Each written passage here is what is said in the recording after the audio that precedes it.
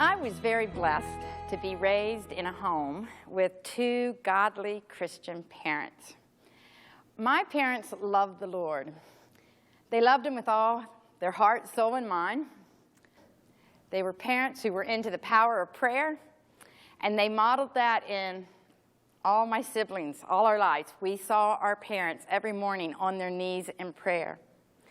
They taught us how to have devotions. At every mealtime or at supper time, we would spend time around the table and we would read the Word and pray together.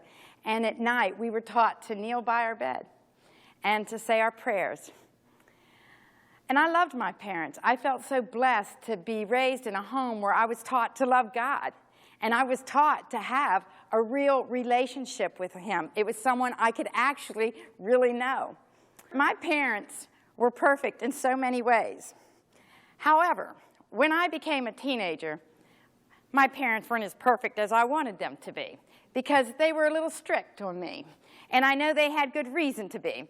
But I thought my parents were a little old-fashioned because they told me I wasn't allowed to go to dances, I wasn't allowed to go to movies, and I wasn't allowed to date too much. And so finally, after much begging, I'm sure, my parents agreed to let me go out on a double date one night. And so I did the double date thing a few times.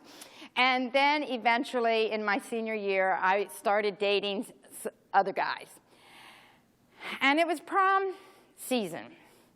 And I wanted to go to the prom so bad. But I knew they wouldn't let me because there was going to be dancing at the prom. And so I begged my parents, can I please go to the senior prom?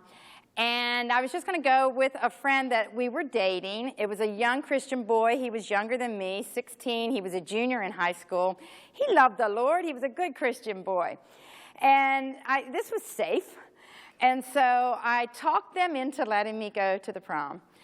And they said, well, you can go, but don't stay for the dance part. You cannot stay for the dance.